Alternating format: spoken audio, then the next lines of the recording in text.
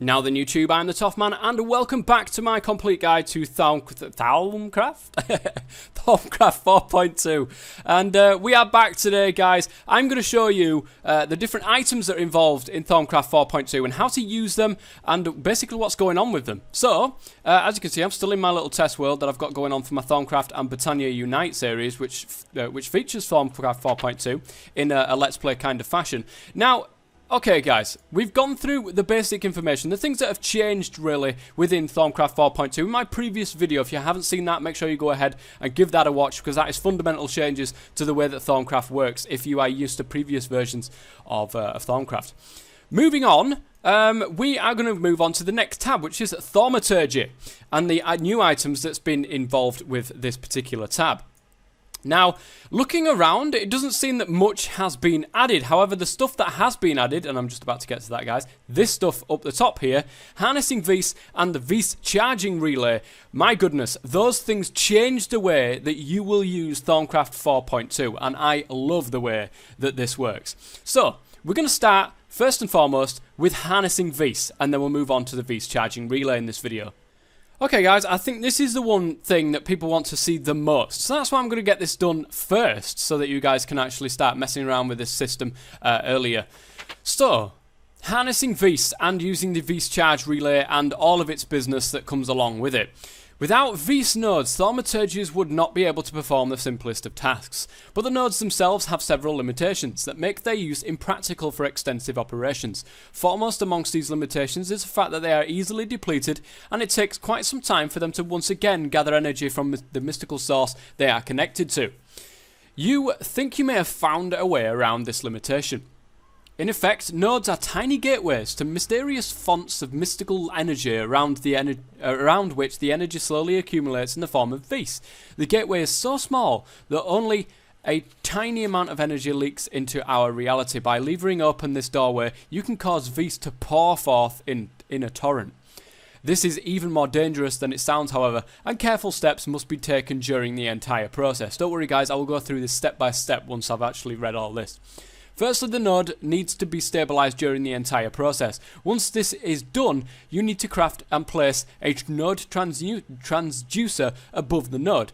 When you apply a Redstone Signal transducer, the node will begin converting to an energized node and quickly lose its stored Vs in the process. The process takes some time, but once it is done, the node will change into an energized node. Caution should be taken to keep both the stabilizer and the transducer active from now on. Energized nodes no longer store or recharge Vs. We'll stop there. We'll stop there for a second and I'll explain exactly what's happening. So you will need a node stabilizer underneath it. Now this is an advanced node stabilizer. Now don't forget these guys, thanks to this latest update, if I go and grab myself a lever, these guys can also be controlled by a redstone signal. Somebody actually asked me that and said it in one of my comments of a video a long time ago once I showed people about it. And they said, can we get it so that we can have it done by a redstone signal, the advanced one? And I mentioned that suggestion to Azanor, and he's gone ahead and put that in. So thanks to that guy for putting in that suggestion, because you can now do that with a redstone signal as well. I'm going to keep that active. Now above it, one of these node transducers, as you can see, is crafted like this. 4 blocks of redstone, a redstone comparator, 2 iron ingots, a node stabilizer, and a piece of nitro with 32 ignis, 32 air, and 32 peditio will get you the node transducer. Make sure your node is stabilized. If it's not stabilized, it won't work. Make sure your node, the transducer, is on the top there. That also needs to be turned on with a redstone signal. Once you've got this little bubble around your aura node, now also to take into effect and to take note, guys, is what is actually inside the node itself. I have ignis, I have air, and I have terra. Those are 3 primal aspects. I do, however, also have venenum on the right hand side there. That won't stay as venenum. That will actually break down into its primal aspects as well, as you'll soon find out. We're going to go ahead and turn on this. Now you get some cool little particle effects that start, and this drains all of the vis from the node. But it is energizing that node, and it is going to take a little while, so why don't I wait for this to finish, and I'll be right back. When the particle effects stop and all the lightning stops, you will have a shining node, one of these little things, an energized node. Now, these things are very, very, very, very powerful later on when you come to crafting and doing bits and bobs like that. Now, I say this because the particular node I've got in front of me has 5 of the primal aspects that I actually need. Obviously, you can get different nodes that will get all 6 of the primal aspects that you've got, and that would be amazing. I've got 5 at the moment, just for purposes of demonstration. So you can see the Venom has actually changed. We've got Peditio, and we've also got Aqua in there as well. So just make sure, if you turn this off, guys, you will get some serious consequences for that. Don't do it, guys. Don't do it. You can turn this one off, and it will over time, it will gradually turn back into a normal node, but no vis will actually be inside there, and obviously it's subject to all that good stuff again, whether or not it actually gains that vis back or whether it's lost or not. So, guys, now we've got this, what can we actually do with it? Well, the next step is, well, I'm going to open the Thaumcraft and show you, because it actually changes the way that it works. Energized nodes no longer store or recharge vis, so you can't just go up with your wand and give it a slap and then get a load of vis out of it. It doesn't work like that, because otherwise it'd be way too easy to actually fill your wand. Nor can vis drawn from the... no, I've just said that. Instead, they produce a steady supply of CV, or centivis, or 1/100th of a vis, is basically what it means, each tick. This energy can be tapped by placing vis relays near the energized node. Each relay acts as a conduit for CV. Any number of relays can be placed within 8 blocks of an energized node.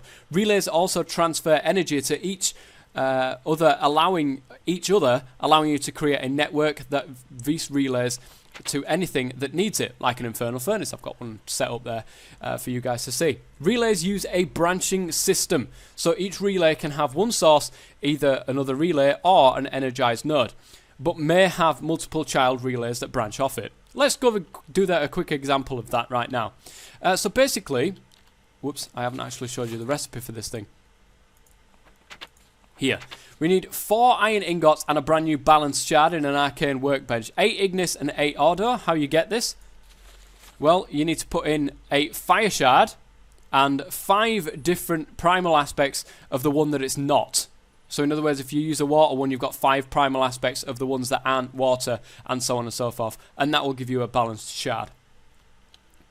Alright, so you've got a vis relay. Remember that you can only have one source, and you've got to keep it within 8 blocks of that particular source. If I put one there, for example, why is that doing that?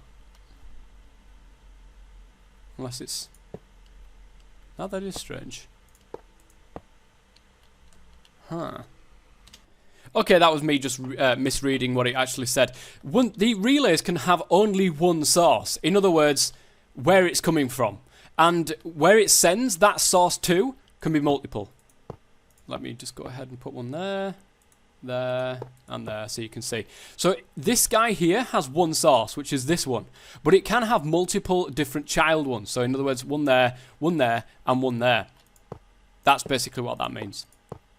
So okay, now we've got that, I'm just going to go ahead and get rid of you, and... Ooh. Double. Well, that works. Okay, so now I've got that actually going over to our Infernal Furnace.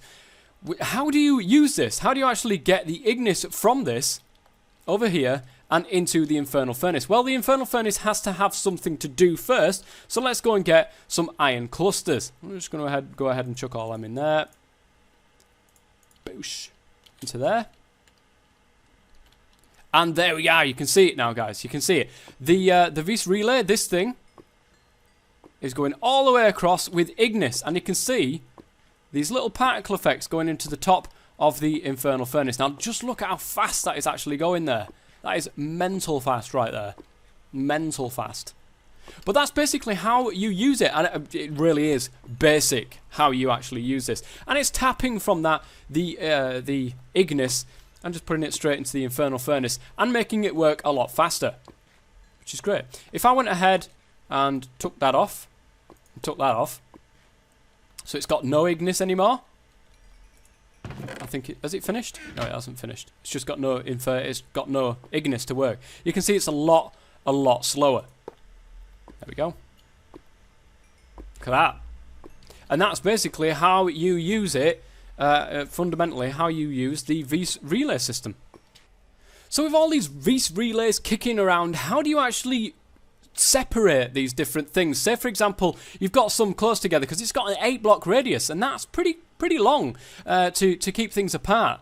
So how do you actually keep these apart from each other? I've got a load of things that are all connected to each other. This particular thing is getting its source from there and then sending it out both that way and that way.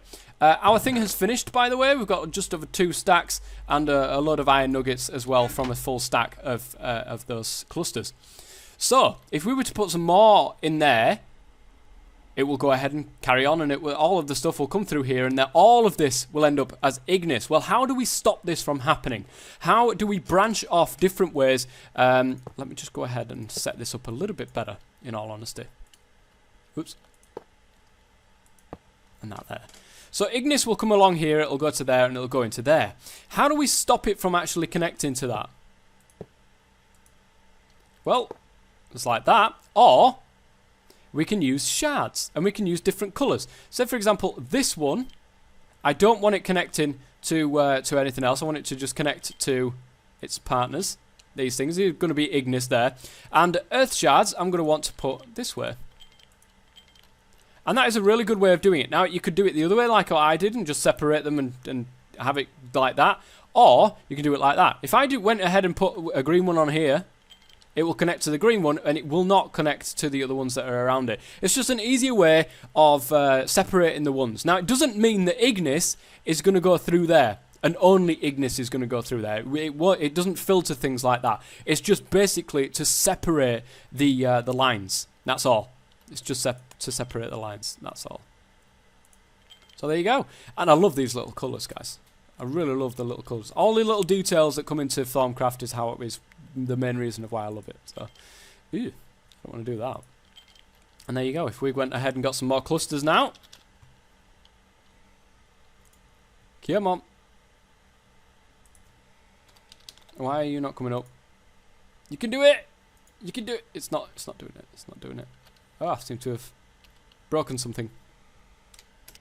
Okay, I well and truly broke something there. I can't get it back off the shards. Okay, so let's go ahead and put them in. Whoops.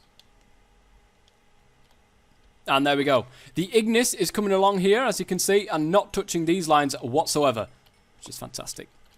And then it's making a whole load of iron for us again. So there you go. That is harnessing Vs. And welcome back, guys. We have our next thing, which is the Vs charge relay, and that's going to be the last thing in this particular episode. We've done harnessing Vs, and we've got, you know, the basics of what's going on with that one, and we've got the Vs charging relay now. An annoyance for the thaumaturge, for any thaumaturge that performs regular arcane crafting, is to constantly keep his one charge. Now that you have found a way to draw Vs directly from nodes, you are able to craft a Vs charging relay. This functions like a normal relay, but instead it's designed to be placed on top of an arcane crafting table. It will draw Vs from the relay and recharge ones placed in the table. The only drawback is that it recharges much slower than it would from a wand recharging pedestal or doing it by hand. You can go ahead and craft it with 2 iron ingots, 2 great wood rods, and a Vs relay on the top with 16 Ignis, Ordo, and air. Now, this thing is cool, and I love this thing. I've got gone ahead and just stuck it on top of my work table here, and I've got it connected, of course, to this particular node right there. How do we use it? Well, we get a wand, guys. Just a normal wand. I want one that's empty, though, in all fairness, not one that's full. I can only do that by actually creating one or going ahead into normal NEI, but it seems to be stuck on the shards there, which is really annoying, and I've got no idea. So let me go ahead and craft one. I'll be right back. Okay, I went ahead and I crafted myself a Thaumium Bossed Silverwood wand, which has a capacity of 100. And we're going to go and see this in action. And basically what you've got to do, guys, is go ahead and stick it in the slot here. And you will notice that it is actually charging. Other than the one piece of primal aspect that we haven't got, the Ordo, it's going ahead and charging. Now, it is pretty slow. as you can see. Now, all of this streaming along here into the Vs relay. It is charging that really, really slow, but my goodness, what a powerful, powerful tool to have, the Vs charging relay right there. And this is why having a node with all of the different primal aspects is so key to this to working properly. You can go ahead and just craft everything then without having to worry about anything, basically. So that's great. And of course, you've got to wait for it to charge up all the time, but who knows? Maybe in the future something could be added to speed this process up, or maybe a different Vs relay to accept more at once. I don't know. I don't know what Azanol's actually got planned. But this is looking very good indeed, I've got to say. That is the Vs charging relay, and basically how to use that. Of course, this can be added to a particular relay system.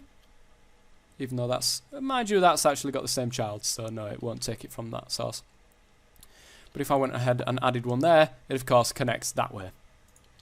Alright guys, well, I think that's pretty much the basics, and I mean, it's literally the basics. You can do so much more with this kind of system, and I'm sure that you guys will go ahead and make some fancy looking systems, and if you do, by all means go ahead and link it in the comments section below, and I will take a look at it, and I'm sure other people would love to take a look at it. Until next time, if you've enjoyed this episode, if it's been informative for you guys and give you what you needed to hear, then please go ahead and leave a like on this video, and don't forget to subscribe if you haven't already. There will be more videos on Thaumcraft 4.2 and all the new stuff that it adds, including these things. So, yeah. Don't forget, of course, I've got a Thaumcraft 4.2 and Britannia Unite series going on, in which I've got a Let's Play environment with all of this stuff going on. Until next time then, I've been the Softman, thank you very much for watching, and as always, stay safe.